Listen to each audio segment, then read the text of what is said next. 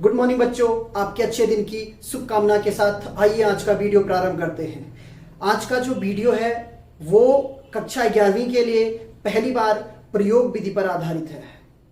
जो प्रयोग विधि में करने वाला हूं उस प्रयोग में आज मैं पहली बार आपको भी इन्वॉल्व करने वाला हूं। तो चलिए हो जाइए तैयार, देखते हैं किस तरीके से आज का प्रयोग किया जाता है।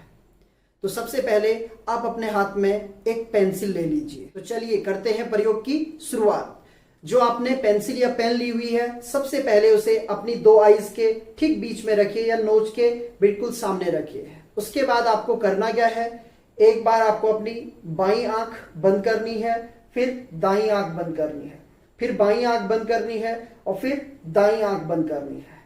तो ये प्रयोग आप वीडियो पॉज करके देख सकते हैं। तो आप देखेंगे कि आपको कुछ अलग सा महसूस हुआ।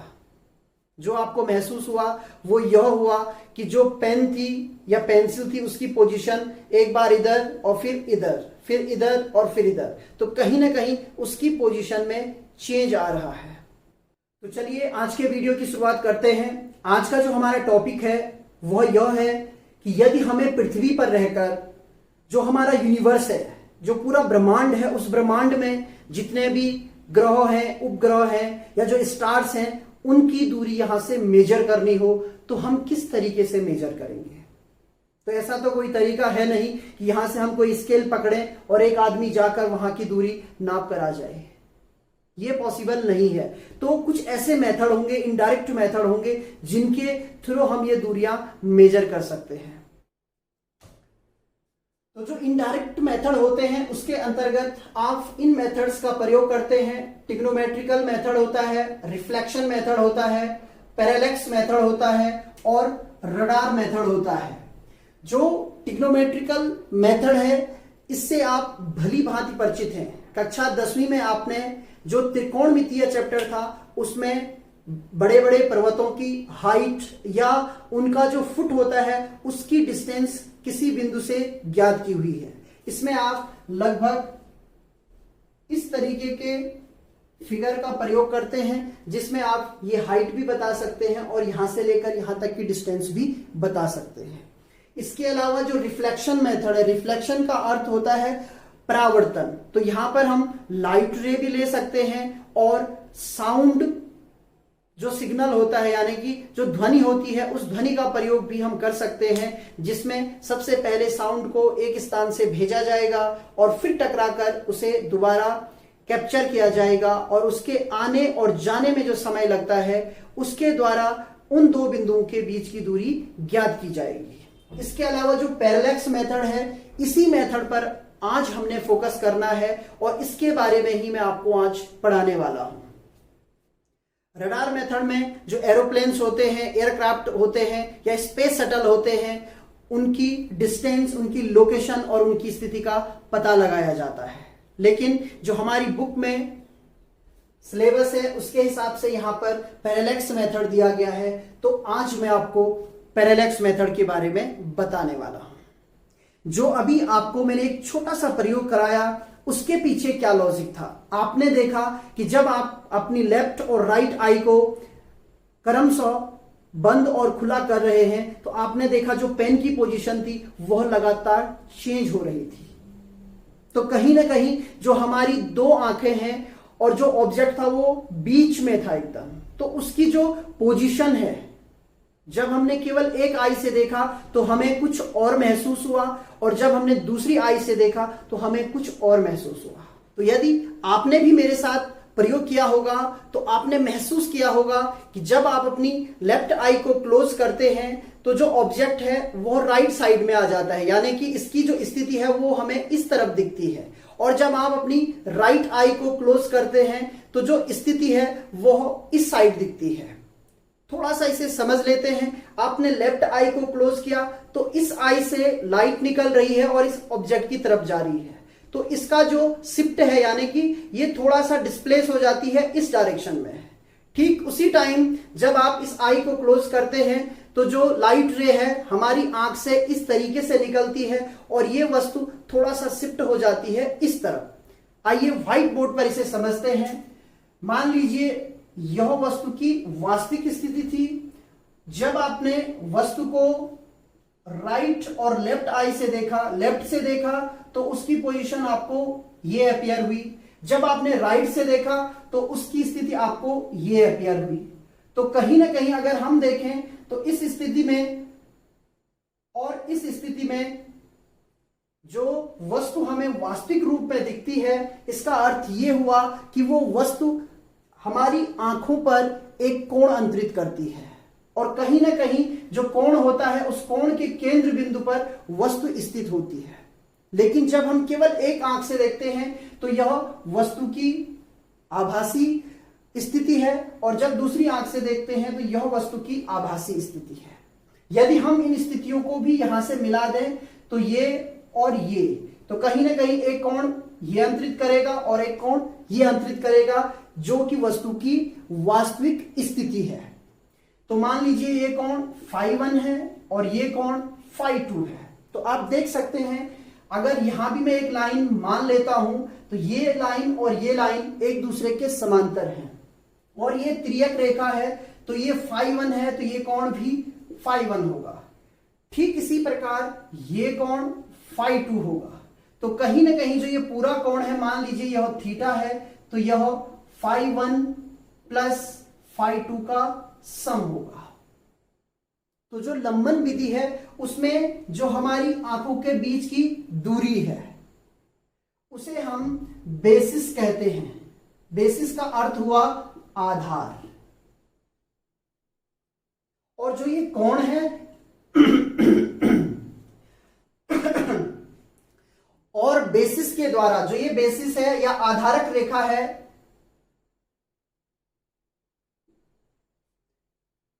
और जो ये बेसिस है या आधारक रेखा है, इसके द्वारा वस्तु पर जो कोण अंतरित किया जाता है उसे हम लंबन कोण या पैरेलैक्स एंगल कहते हैं। तो जो पैरेलैक्स मेथड है, जिसमें कि हम स्टार्स या प्लैनेट्स की डिस्टेंस पृथ्वी के किन्हीं दो बिंदुओं से ज्ञात करते हैं, उसमें इसी प्रक्रिया को आधारभूत मानते हुए प्रयोग किया गया। तो कुल मिलाकर आप यह समझ लीजिए कि जो पैरेलैक्स मेथड है उसमें हमारे द्वारा किसी ग्रह या किसी स्टार की जो दूरी है वह इसी तरीके से ज्ञात की जाती है। इसके लिए भी मैं आपको एक प्रयोग दिखाने वाला हूं, और उस प्रयोग के बाद मैं आपको व्हाइट बोर्ड पर यह बताने वाला हूं कि किस तरीके से पैरेलैक्स मेथड में हम लोग फॉर्मूला फाइंड करते हैं। पैरेलैक्स मेथड को समझने के लिए आइए एक प्रयोग करते हैं। मान लीजिए ये एक बॉल है, यह आकाश में किसी तारे या ग्रह की स्थिति है जो कि स्वतंत्रतापूर्वक आकाश में विचरण कर रहा है। अब पृथ्वी से इस तारे की स्थिति ज्ञात करने के लिए मान लीजिए पृथ्वी पर दो प्रेक्षण बिंदु ए और बी हैं जो कि इस तरीके से दिखाए गए हैं। जब हम इन प्रेक्षण बिंदुओं से उस तारे की स्थिति किसी टेलीस्कोप से देखते हैं तो उन दो स्थितियों के बीच इस तारे के तल पर एक कोण अंतरित होता है। मान लीजिए इस कोण का मान थीटा है, जो कि आपको चित्र में दिख रहा है। पृथ्वी पर स्थित इन दो प्रेक्षण बिंदुओं के बीच की दूरी हम ज्ञात कर सकते हैं, और जो टेलीस्कोप की स्थिति है उनके बीच बनने वाला कोण भी हमें ज्ञात हो जाता है।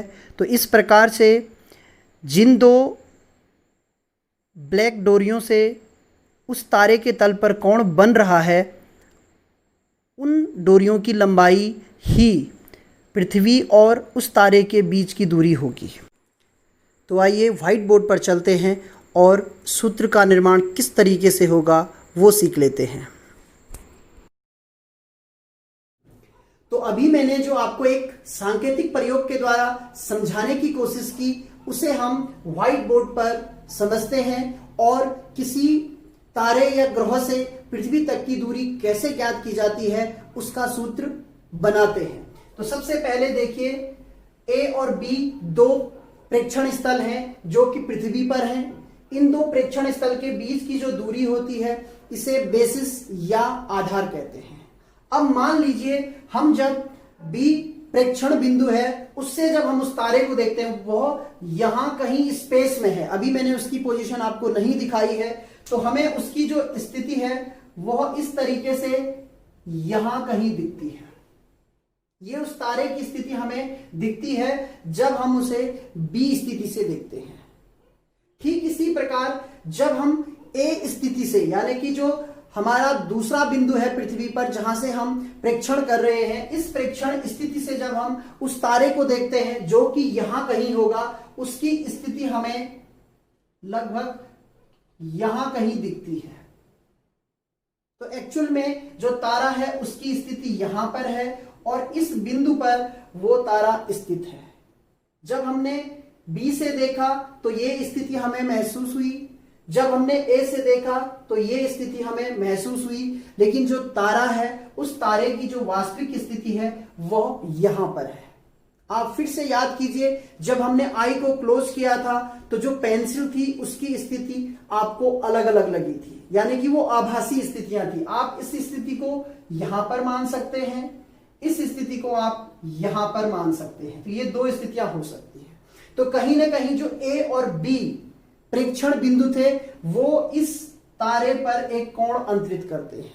मान लीजिए इस कोण का मान थीटा है और उस समय में ए और बी से जो दूरियां होंगी मान लीजिए वह एस दूरी है। इस दूरी को हम बी नाम दे रहे हैं। मैंने आपको अपने पिछले वीडियो में एक फॉर्मूला बताया था जिसमें हमने पढ़ा था कोण बराबर चाप बटा त्रिज्या। ये सारे ही फॉर्मूले बड़े इंपॉर्टेंट हैं और फिजिक्स अगर आपको सीखनी है तो फिजिक्स का एक नियम है कि जो भी प्रीवियस नॉलेज होता है उसे आप हमेशा याद रखिए, क्योंकि जो भी नई चीज बनती है वह हमेशा प्रीवियस नॉलेज से जोड़कर बनती है। ये इसी तरीके से है कि आप कड़ियां जोड़ते हैं और एक नई चीज आपको मिल जाती है। तो कोण बराबर चाप बट्टे त्रिज्या होता है। यहां पर जो चाप है वो ये वाली वैल्यू है, यानी कि बी जिसको हम आधारक या बेसिस कह रहे हैं वह चाप है, तो यहां पर हम बी प्रयोग करने वाले हैं। और जो त्रिज्या है वह एस है, तो यहां पर हम एस प्रयोग करने वाले हैं और यह एंगल थीटा है। अब सबसे बड़ा प्रश्न यह उठता है कि थीटा हमें कैसे ज्ञात होगा। तो देखिए बी वो प्रेक्षण बिंदुओं के बीच की दूरी है, वो हमें ज्ञात हो जाएगी। और जब हम ए प्रेक्षण बिंदु से और बी प्रेक्षण बिंदु से कहीं ना कहीं लाइट रे या किसी भी मेथड से या जो हमारी दूरबीन होगी जिस एंगल पे हम उसे रखेंगे तो कहीं ना कहीं उन एंगलों का कटान बिंदु हम ज्ञात कर सकते हैं। तो थीटा का मान भी हम आराम से ज्ञात कर सकते हैं। तो कहीं ना कहीं जो एस होगा S is equals to B upon theta होगा। और यही वो तरीका है जिसमें हम इस तारे से लेकर पृथ्वी तक की दूरी ज्ञात कर सकते हैं। दूसरा प्रश्न आपका यह हो सकता है कि यह दूरी कहीं ना कहीं आपको एक तिरछी रेखा में दिख रही है, तो मैं आपको बताना चाहता हूं जो ये कोण होता है इसका मान बहुत छोटा होता है और जो ये बिंदु होते हैं इस तारे के रिस्पेक्ट में लगभग आप मान लीजिए ये बहुत नजदीक होते हैं। यानी कि एक चित्र में अगर आपको बना के दिखाऊं तो ये ऐसी स्थिति होने वाली है, लगभग ये स्थिति होने वाली है। ये होगा बी बिंदु, ये होगा ए बिंदु और ये होगा थीटा कोण और ये होगा स्टार। तो कहीं ना कहीं उस टाइम पर आप जो ये डिस्टेंस है ये डिस्टेंस और एक जो डायरेक्ट डिस्टेंस होगी वो सब की सब बराबर होंगे। तो जो ये एस दूरी है वही पृथ्वी और उस तारे के बीच की दूरी है। तो इस सूत्र के प्रयोग के द्वारा आप किसी भी तारे या ग्रहों से लेकर पृथ्वी तक की दूरी को ज्ञात कर सकते हैं।